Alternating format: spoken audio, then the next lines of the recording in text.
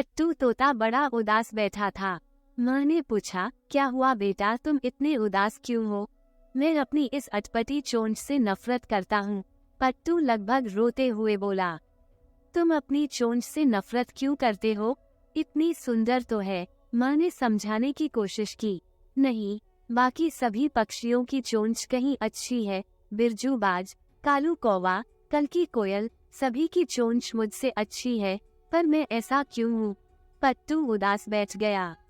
माँ कुछ देर शांति से बैठ गई। उसे भी लगा कि शायद पट्टू सही कह रहा है। पट्टू को समझाए तो कैसे? तभी उसे सूझा कि क्यों ना पट्टू को ज्ञानी काका के पास भेजा जाए, जो पूरे जंगल में सबसे समझदार तोते के रूप में जाने जाते थे। माँ ने तुरंत ही पट्टू को काका के पास भेज दिया। ज्ञानी काका जंगल के बीचों बीच एक बहुत पुराने पेड़ की शाखा पर रहते थे। पट्टू उनके समक्ष जाकर बैठ गया और पूछा, काका, मेरी एक समस्या है। प्यारे बच्चे, तुम्हें क्या दिक्कत है, बताओ मुझे। काका बोले। पट्टू बताने लगा, मुझे मेरी चोंच पसंद नहीं है। ये कितनी अटपटी सी लगती है, बिल्कुल भी अच्छी नहीं लगती। वही मेरे दोस्त बिरजू बाज, कालू कौवा, कल्की कोयल, सभी की चोंच कितनी सुंदर है। काका बोले, सो तो है, उनकी चोंचें तो अच्छी हैं। खैर, तुम ये बताओ कि क्या तुम्हें खाने में केचुए और कीड़े मकोड़े पसंद हैं?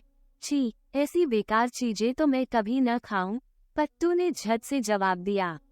अच्छा छोड़ो, क्या तुम्हें मछलियाँ खिलाई जाएं? काका ने पूछा, या फिर तुम्हें खरगोश और चूहे परोसे जाएं? वह काका, कैसी बातें कर रहे हैं आप? मैं एक तोता हूँ, मैं ये सब खाने के लिए नहीं बना हूँ।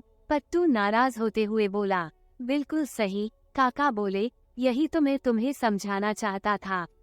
ईश्वर ने तुम्हें कुछ अलग तरीके से बनाया है। जो तुम पसंद करते हो वो तुम्हारे दोस्तों को पसंद नहीं आएगा, और जो तुम्हारे दोस्त पसंद करते हैं वो तुम्हें नहीं भाएगा। सोचो, अगर तुम्हारी चोंच जैसी है वैसी नहीं होती तो क्या तुम अपनी फेवरेट ब्राजीलियन अखरोट खा पाते? नहीं ना।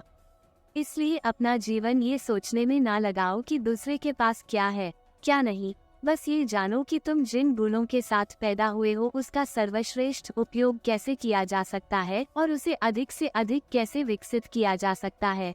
पट्टू काका की बात समझ चुका था। वो खुशी अपनी माँ के पास वापस लौट गया। पट्टू तोते की तरह ही बहुत से लोग अक्सर अपने पॉजिटिव पॉइंट्स को काउंट करके खुश होने की बजाय दूसरों की योग्यताएं और उपलब्धियां देखकर कंपैरिजन में लग जाते हैं। फ्रेंड्स, दूसरों को देखकर कुछ सीखना और कुछ कर बुझने के लिए इंस्पायर होना तो ठीक है, पर बेकार के कंपैरिजन कर किसी से ईर्ष्या करना हमें डिसअपॉइंट ही करता है। हमें इस बात को समझना चाहिए कि हम सब अपने आप में यूनिक हैं और हमारे पास जो एबिलिटीज और क्वालिटीज हैं उन्हीं का प्रयोग करके हम अपने जीवन को सार्थक बना सकते हैं। यह वीडियो अच्छा लगा हो तो लाइक करना और सब्सक्राइब करना। धन्यवाद।